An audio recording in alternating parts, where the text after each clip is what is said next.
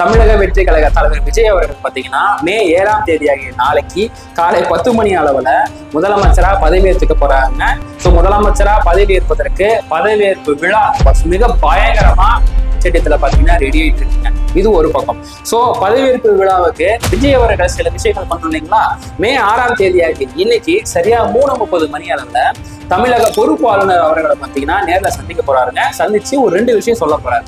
அதாவது, ஐயா நான் வந்து 108 இடத்துல ஜெயிச்சிருக்கேன். ஸோ நான் பார்த்தீங்கன்னா கண்டிப்பா என்னுடைய பெரும்பான்மையை, அதாவது 118 பெரும்பான்மையை பார்த்தீங்கன்னா 2 வாரத்துக்குள்ள நான் நிரூபிச்சிடுறேன் அப்படின்னு சொல்லிட்டு உரிமை கோரல் கடிதம் பார்த்தீங்கன்னா கொடுக்க போறாருங்க. அது கூடவே ஒரு ரிக்வஸ்ட்டும் கொடுக்க போறாரு. என்னன்னா, ஸோ சரியா மே 7ஆம் தேதி காலை 10 மணி அளவு வந்து எனக்கு முதலமைச்சரா பதவி பிரமாணம் செஞ்சு வைங்க அப்படின்னு சொல்லிட்டு ஒரு ரிக்வஸ்ட்டும் பார்த்தீங்கன்னா வச்சுட்டு வர போறாருங்க.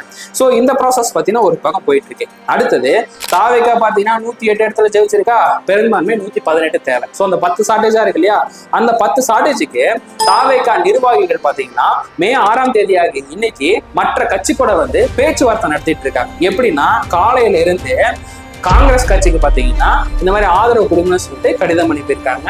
விசிகா கட்சிக்கும் பாத்தீங்கன்னா ஆதரவு கொடுங்கன்னு சொல்லிட்டு கடிதம் அனுப்பியிருக்காங்க.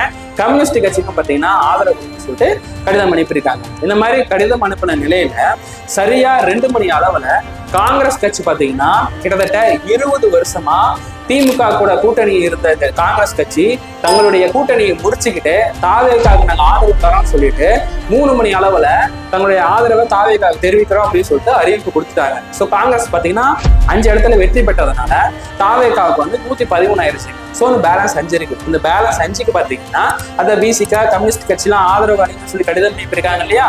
ஸோ அதை அடிப்படையாக வச்சு விசிகா வந்து அவசர கூட்டம் கூட்டியிருக்காங்க. ஸோ ஒரு செய்தி ஒன்று என்ன வருது அப்படின்னா, விசிகா ஒரு கால் தாவேகாக ஆதரவு கொடுத்தாங்க அப்படின்னா கூடவே கம்யூனிஸ்ட் கட்சியும் வந்துடும் அப்படிங்கிற மாதிரி சொல்லியிருக்காங்க.